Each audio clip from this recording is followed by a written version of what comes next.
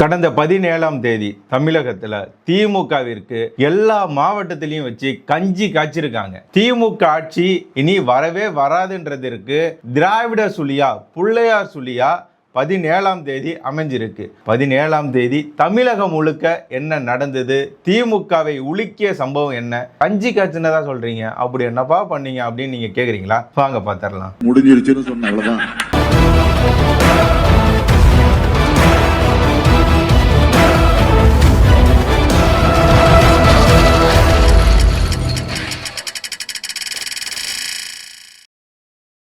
தமிழகம் முழுக்க என்டிஏ தேசிய ஜனநாயக கூட்டணியானது ஒரு மாபெரும் போராட்டத்தை முன்னெடுத்தது.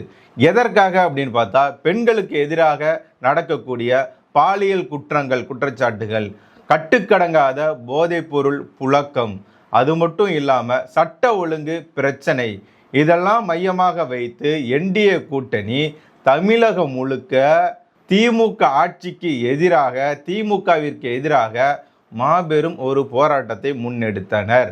அதில் சென்னையில் அதிமுக பொதுச் செயலாளர் எடப்பாடி பழனிசாமி அவர்கள் அவர் தலைமையில் அந்த போராட்டம் நடைபெற்றது. அது மட்டும் இல்லாமல் மதுரையில் பாஜக மாநில தலைவர் நயினார் நாகேந்திரன் அவரோட தலைமையில் நடந்தது. கோயம்புத்தூரில் அண்ணாமலை அவர்கள் மற்றும் எஸ்பி வேலுமணி அவர்களின் தலைமையில் நடைபெற்றது. திருப்பூரில் வானதி சீனிவாசன் அவர்கள் தலைமையில் போராட்டம் நடைபெற்றது. திருநெல்வேலியில் தமிழிசை சவுந்தரராஜன் அவர்களோட தலைமையில் நடைபெற்றது. கடலூர்ல பாமக தலைவர் அன்புமணி ராமதாஸ் அவர்களோட தலைமையில் நடைபெற்றது. தஞ்சாவூர்ல அமமுக பொதுச் செயலாளர் டிடிவி தினகரன் அவர்களோட தலைமையில் நடைபெற்றது. ஈரோட்டில் டிஎம்சி தலைவர் ஜி.கே. வாசன் அவர்களோட தலைமையில் இந்த மாபெரும் போராட்டமானது நடைபெற்று இருக்கிறது. இந்த மாபெரும் போராட்டத்தில் தமிழகம் முழுக்க அனைத்து கட்சியை சார்ந்த, அதாவது தேசிய ஜனநாயக கூட்டணியில் உள்ள அனைத்து கட்சியை சார்ந்த தொண்டர்களும், லட்சக்கணக்கான தொண்டர்கள் இதில் கலந்துட்டு இருந்திருக்காங்க. இதில் என்ன அப்படின்னா, தமிழகம் முழுக்க ஒலித்த ஒரு குரல் என்ன அப்படின்னு பார்க்கும்போது, பாரத பிரதமர் நரேந்திர மோடி அவர்கள் தமிழகத்திற்கு வந்தப்ப திமுகவிற்கு ஒரு பேர் வச்சார். ஞாபகம் இருக்கா உங்களுக்கு? சிஎம்சி, கரப்ஷன் மாஃபியா கிரைம் அப்படின்னு சொல்லி ஒரு பேரை வச்சுட்டு போனார். அந்த புது பேரை தமிழகம் முழுக்க இன்னைக்கு மக்கள், தொண்டர்கள்லாம் திமுகவை பார்த்து இந்த பேரை சொல்லி அழைக்க தொடங்கி இருக்கின்றனர். இதில் தமிழகம் முழுக்க போதைப் பொருள் அச்சுறுத்தல்ன்றது கட்டுக்கடங்காமல் போயிட்டு இருக்கு. இளைஞர்களோட எதிர்காலம்ன்றது இல்லாமல் போயிட்டு இருக்கு. இளைஞர்கள்லாம் போதைப் பொருள் பயன்படுத்துகிற பயன்பாடுன்றது அதிகரிச்சுக்கிட்டு போயிட்டு இருக்கு. இதற்கு ஒரு முற்றுப்புள்ளி வைக்காம, இதற்கு தீர்வு காணாம, இதற்கு ஒரு நடவடிக்கை எடுக்காத இந்த திமுக அரசாங்கம் எங்களுடைய ஆட்சி நல்ல ஆட்சி அப்படின்னு வெக்கமே இல்லாமல் சொல்கிறது மட்டும் இல்லாமல், அவங்க சொல்கிறாங்க எங்கள் ஆட்சி நல்ல ஆட்சி, எங்களை பார்த்து எல்லாரும் அப்பா நைனானு கூப்பிட்றாங்கன்னு சொல்லி அவர் சொல்கிறார். பொய் சொல்கிற நாக்கு அப்படின்னு எங்கள் ஊரில் சொல்லுவாங்க ஒரு பழமொழி. அந்த மாதிரி இருக்குது இந்த திமுக ஆட்சி. போதைப் பொருள் கட்டுக்கடங்காமல் போயிட்டுருக்கு. ஊழல் குற்றச்சாட்டுன்றது அதிகரிச்சுக்கிட்டே இருக்குது. ஆனால் அதெல்லாம் எதுவுமே சரி பண்ணாமல் தான் குடும்பம், கோபாலபுர குடும்பத்தின் நலனை மட்டுமே அக்கறையாக வைத்து கொண்டு செயல்படக்கூடிய இந்த திராவிட மாடல் ஆட்சி 2.0 நமக்கு தேவையா மக்களே?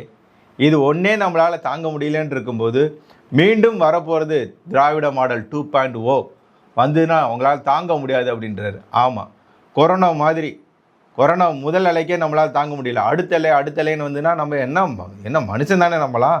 கொரோனாவை பார்த்து எப்படிலாம் நம்ம அடுத்து வெர்ஷன் வரும்போது பயந்தோமோ, வரக்கூடாதுன்னு நினைச்சோமோ, கொரோனாவை விட, அதாவது இவங்க சொன்னாங்கல்ல, இது கொசு, டெங்கு, மலேரியா போன்றது சனாதானம், அதனால் அதை ஒழிக்க வேண்டும், அழிக்க வேண்டும் நாங்களே, அந்த மாதிரி கொரோனாவை விட மோசமானது இந்த திமுக. இந்த திமுக மீண்டும் ஆட்சிக்கு வரக்கூடாதுன்றத இந்த என்டிஏ கூட்டணி நடத்தின போராட்டத்தில் மக்கள் கலந்துக்கிட்டதை நீங்கள் பார்த்துருந்தீங்கன்னாவே தெரியும். திமுகவிற்கு அன்னைக்கு குழி நோண்டி சவப்பெட்டிலாம் ரெடி பண்ணிட்டாங்க. இப்போ தேர்தல் அதை தூக்கி உள்ள வைக்க வேண்டியது தான் பாக்கி. இதில் நம்ம குறிப்பாக பார்க்க வேண்டியது, இந்த போதைப்பொருள் பயன்பாடு அப்படின்றது சென்னை ஒரு மையமாகவே மாறி இருக்கு. எதை வச்சு இதை நான் சொல்கிறேன் அப்படின்னா, சர்வதேச அளவில் இந்த போதைப்பொருள் குற்றச்சாட்டில் ஒருத்தர் மாட்டினார். யார் சொல்லுங்க? திமுகவை சார்ந்த அயலக பிரிவின் தலைவராக இருந்தார்னு நினைக்கிறேன், ஜாஃபர் சாதிக், இப்போ முன்னாள் திமுக நிர்வாகி. அவர் கைது செய்யப்பட்டார். ஏன்? போதைப்பொருள் கடத்தல் மன்னன் என்று அழைக்கப்பட்ட ஜாஃபர் சாதிக் திமுக கட்சியை சார்ந்தவர், முன்னாள் திமுக நிர்வாகி. இதை நம்ம நினைக்கும் போது இந்த போதைப்பொருள் வலையானது எந்த அளவுக்கு உயர்ந்திருக்குன்னு நீங்கள் பாருங்கள். இதில் தலைநகராக இருக்கக்கூடிய சென்னையில் போதைப்பொருள் பார்ட்டி, மிட் நைட் பார்ட்டி, சமீபத்தில் செய்திகளில் பார்த்துருப்பீங்க. இதெல்லாம் இங்கே நடந்துகிட்டு இருக்கு எங்கள் தலைநகர் சென்னையில், சிங்கார சென்னை. இப்போது போதைப்பொருளின் தலைநகரமாக மாறி இருக்கக்கூடிய சென்னை. இதை சரி செய்யா திமுக திராவிட விடியா மாடல். நாம் அடுத்ததாக பார்க்க போகிறது இந்த கள்ளச்சாராய மரணம், சட்டத்துக்கு புறம்பாக மதுபான விற்பனை. இதை நம்ம பார்க்க போகிறோம். என்ன அப்படின்னா, ஏன் இதை பார்க்குறோம் அப்படின்னு நீங்கள் பாருங்களேன். சமீபத்தில் கள்ளக்குறிச்சியில் நடந்த கள்ளச்சாராய மரணம், பிசச்சாராயன்னு அவங்க சொல்லுவாங்க. 60க்கும் மேற்பட்ட நபர்கள் அதில் கள்ளச்சாராயம் குடித்து இறந்து போயிருக்கிறாங்க. அது மட்டுமானா அதற்கு பின்பாகவும் இந்த சம்பவம் அங்கே நடந்திருக்கு. 1, 2ன்னு நடந்துக்கிட்டு இருக்கு. இப்போது அதெல்லாம் கூட்டி பார்க்கும்போது 100க்கு மேலே இந்த கள்ளச்சாராய மரணம் அப்படின்றது, சட்டத்திற்கு புறம்பாக மதுபானங்களை விற்று அதனால் நடந்த மரணம் அப்படின்றத நம்ம பார்க்கும்போது 100க்கு மேலான மரணங்கள் தமிழகத்தில் நடந்திருக்கு. இவ்வளோ பேர் செத்துருக்காங்களே, இந்த கள்ளச்சாராயத்தை எவன்டா காய்ச்சினது? இரும்பு கரம் கொண்ட எங்கள் நைனா ஆட்சியில் எவன்டா அப்படி தைரியமாக காய்ச்சினது அப்படின்னு பார்த்தா திமுக நிர்வாகி. திமுக நிர்வாகி தான் கள்ளச்சாராயத்தை காய்ச்சி விற்றுருக்காப்புல. இப்போ கேட்டால் முன்னாள் நிர்வாகின்னு சொல்லுவாங்க. இதில் ஒரு கொடுமை, கள்ளச்சாராயம் குடித்து இறந்து போனவங்களுக்கு 10 லட்சமா எல்லாருக்கும் கொடுத்தாங்களா? அந்த வரிசையில் கள்ளச்சாராயம் காய்ச்சினவரும் படுத்திருந்துருக்கிறாரு. அவருக்கும் 10 லட்சம் ரூபா அறிவிச்சிருந்தது இந்த திமுக அரசாங்கம். அப்புறம் ஐயோ அவருக்கு தான் காய்ச்சி விற்றவர் அப்படின்னோடனே, ஓ அவருக்கு கொடுத்ததை நாங்கள் வாபஸ் வாங்கிக்கிறோம் அப்படின்னு சொல்லிட்டு அவருக்கு கொடுக்கல. இந்த லட்சணத்தில் இந்த திமுக ஆட்சி இருந்தது.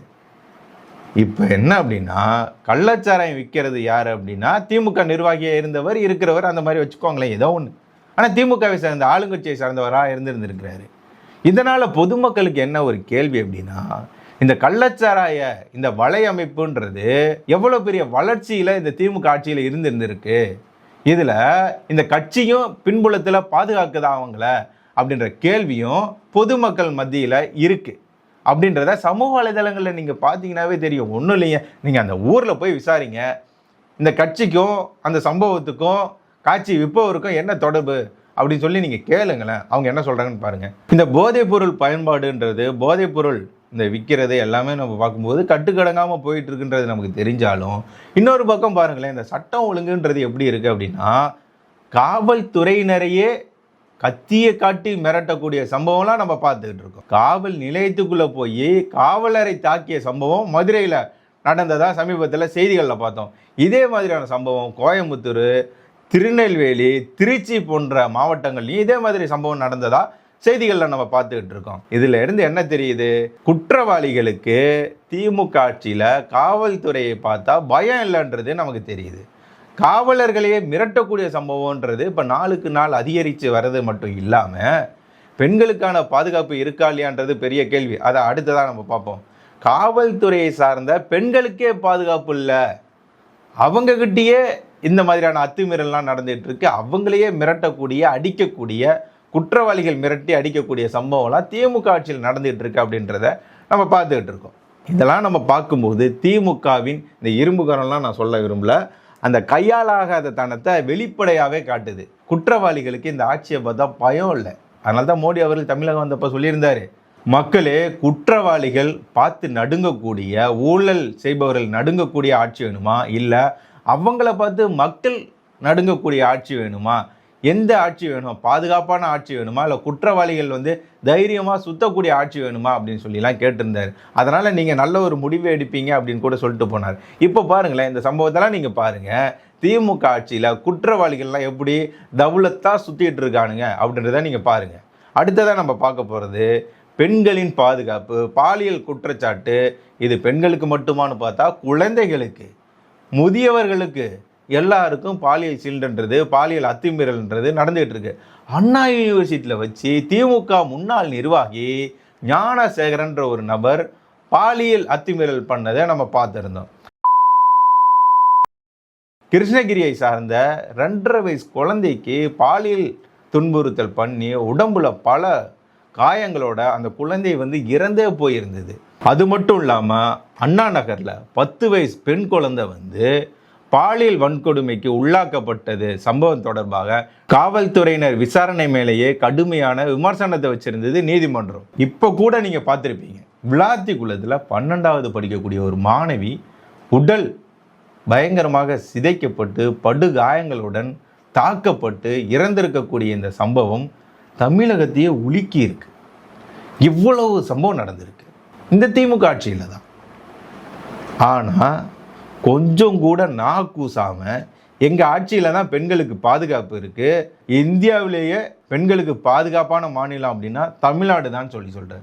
இந்த குற்றங்களை எதையுமே தடுக்காத தீர்வு காணாத இந்த திமுக அரசாங்கம் விளம்பரம் பண்ணுறதுல மட்டுமே மும்முரமாக செயல்பட்டது. திமுக ஆட்சிக்கு வந்த பிறகு வாங்கினீங்களேங்க 4.5 லட்சம் கோடிக்கு மேலே கடன். அந்த கடனை வாங்கி நீங்கள் என்ன பண்ணியிருக்கீங்க? ரோடு போட்டிங்களா, பாலம் கட்டினீங்களா, மக்களுக்கு ஏதாவது பண்ணீங்களா அப்படின்னா அதெல்லாம் ஒன்றும் பண்ணல. நாங்கள் பல திட்டங்களை கொண்டுட்டு வருவோம்.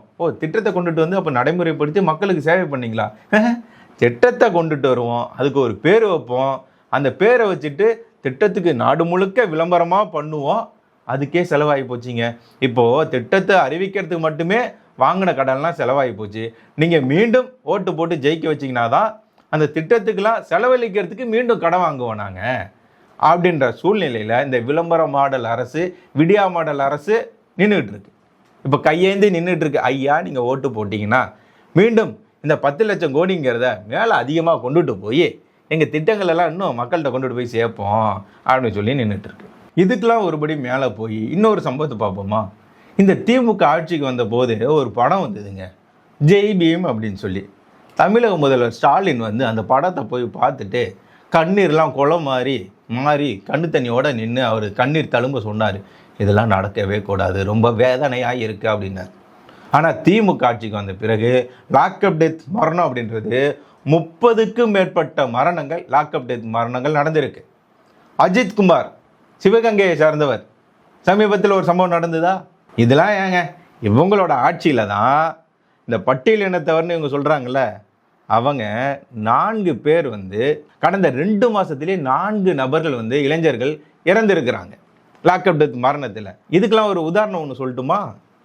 மானாமதுரையில் ஆகாஷ்ன்ற ஒரு இளைஞர் லாக்அப் டெத் மரணம் நடந்ததா இல்லையா? செய்தியில் பார்த்தீங்களா இல்லையா? இதெல்லாம் பார்க்கும்போது திமுக ஆட்சியில் 30க்கும் மேற்பட்ட லாக்அப் டெத் மரணத்தை நம்ம பார்க்கும்போது திமுக ஆட்சியில் காவல்துறையினருக்கும் பாதுகாப்பு இல்லை, காவல்துறையினர் மேலே இருக்கக்கூடிய மக்களின் நம்பிக்கைன்றதும் குறைஞ்சிக்கிட்டு இருக்கு. இதெல்லாம் ஒரு பக்கம் இருக்கும்போது மக்கள்லாம் சட்ட ஒழுங்கு கெட்டு போயிருக்கிறதுனால உயிரோடு இருப்போமான்ற பயத்தில் இருக்கும்போது கூட இந்த விலைவாசி உயர்வுன்றது கட்டுக்கடங்காமல் போயிட்டுருக்கு. அத்தியாவசிய பொருட்களின் விலைன்றதும் கட்டுக்கடங்காமல் போயிட்டுருக்கு. சமைக்கிறதுக்கு பருப்பு, எண்ணெய் எதுவுமே வாங்க முடியலைங்க. அப்படி வாங்கினா கூட இருக்கிறதுக்கு ஒரு வீடு வேணும்ல, அந்த வீடு கட்டுறதுக்கு அனுமதி கேட்டால் அதுவும் அதிகமாக இருக்குது. இது கூடவே வீட்டுக்கு தேவையான வசதிக்கான தேவைகளை ஏதாவது நம்ம வாங்கணும்னா அதனுடைய விலையும் ஏறி இருக்கு. மின் கட்டண உயர்வுன்றதும் கட்டுக்கடங்காமல் போயிட்டு இருக்கு திமுக ஆட்சியில். முன்னாடியே சொல்லப்போனால் ஒரு 500 ரூபாய் கட்டியிருந்தவங்க இப்போது திமுக ஆட்சி முடியறதுக்குள்ள நல்லா பாருங்கள் 1800 ரூபாய் கட்டினதா சொல்லிட்டு இருக்காங்க. கட்டுறோமா இல்லையா? எவ்வளோ மடங்கு அதிகரிச்சு இருக்கு பாருங்க. சொத்து வரி உயர்வு, தண்ணீர் வரி உயர்வு, இதெல்லாம் நம்ம எங்கே போய் சொல்கிறது? எல்லாத்தையும் விலைவாசி ஏற்றி வச்ச இந்த திமுக அரசாங்கம் இவங்க சொன்ன மாதிரி வாக்குறுதி கொடுத்த மாதிரி ஒன்றுமே செய்யலை. மாதம் ஒரு முறை மின்கட்டண அளவீடு செய்வோம் அப்படின்னு சொல்லி சொன்னாங்க. செஞ்சாங்களா? கல்வி கடன் தள்ளுபடி செஞ்சாங்களா? விவசாய கடன் தள்ளுபடி, நகைக்கடன் தள்ளுபடி செஞ்சாங்களா? கேஸுக்கு மானியமாக 100 ரூபா கொடுப்போம், டீசல் பெட்ரோல் விலை குறைப்போம்னாங்களே, செஞ்சாங்களா? இந்த மாதிரி விலைவாசி எல்லாத்தையும் ஏற்றி வச்சதுனால சாதாரண எளிய மக்கள் வீடு கட்டுறதுன்றதே அவங்களோட கனவாக மாறி போச்சு. இவங்க சொல்கிறாங்க உங்களுடைய கனவை சொல்லுங்கள் அப்படின்னு சொல்லி. எங்களுடைய கனவு 2026 திமுக ஆட்சிக்கு வரக்கூடாது. இது ஒன்று தான் எங்களோட கனவு.